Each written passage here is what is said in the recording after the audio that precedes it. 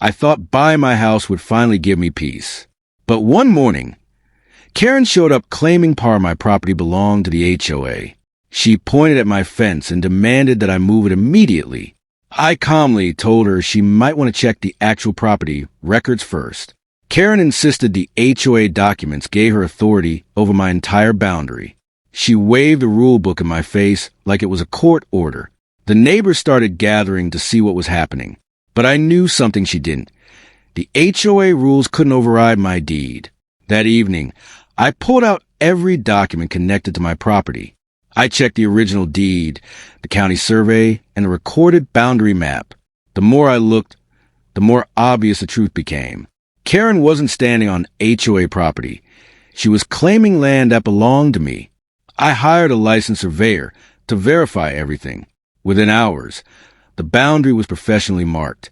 The survey confirmed exactly what my deed said.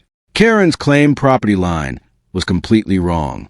When Karen saw the survey, she refused to believe it. She accused me of manipulating the measurements. The surveyor simply showed her the official boundary markers. For the first time, Karen realized her HOA paperwork wasn't enough. Karen wasn't ready to admit defeat. Instead, she took the issue back to the HOA board. She convinced them that I was violating community rules. Then they sent me an official notice threatening legal action. The letter threatened fines and demanded that I surrender the disputed section of land. Karen apparently thought a legal-looking letter would make me back down. Instead, I called someone who understood property law better than anyone. I called my lawyer. Daniel studied every document without saying much. Then he compared the HOA claim against the original recorded deed. After several minutes, he looked up with a surprising smile. He told me Karen had made a mistake that could completely destroy her case. Daniel discovered that Karen had relied on an outdated HOA map. That map showed a boundary that had been changed years before the HOA was even created. The official county records told a completely different story. Karen hadn't just misunderstood the boundary. She had built her entire claim on the wrong document. Daniel calmly explained the mistake in front of everyone. The official records proved the disputed land belonged entirely to me. Karen's face went pale as the HOA board realized what she had done. And that was only the beginning of the consequences. The HOA board called an emergency meeting to settle the dispute. Daniel placed the original deed directly in front of them. One by one, the board members realized Karen's claim was impossible to defend. But Karen still refused to admit she had made a mistake. Karen suddenly claimed the county records were wrong. She insisted the HOA had controlled that land for years. Daniel didn't argue with her. He simply asked one question. Then why does the recorded deed say otherwise?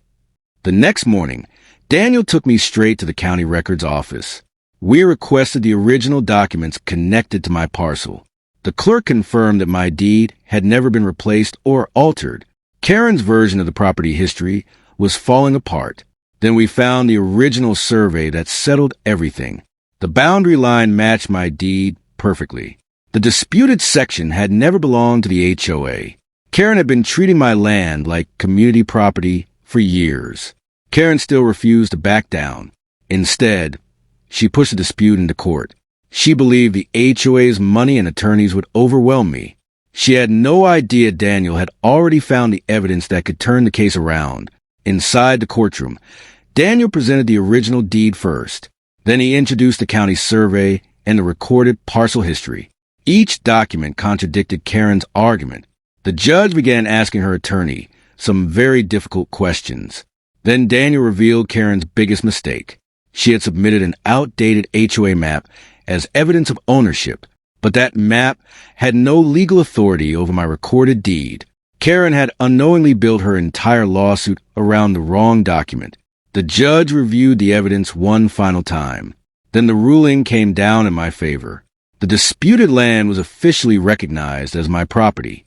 Karen's claim against me was dismissed, but the story didn't end with the dismissal. The HOA now had to deal with the consequences of making a false property claim. Karen had lost the lawsuit. She was certain she would win, and the board finally started questioning everything she had done. For years, Karen acted like the HOA owned everything around her.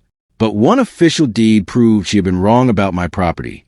I didn't have a fight with her or break a single rule. I simply let the official records speak for themselves.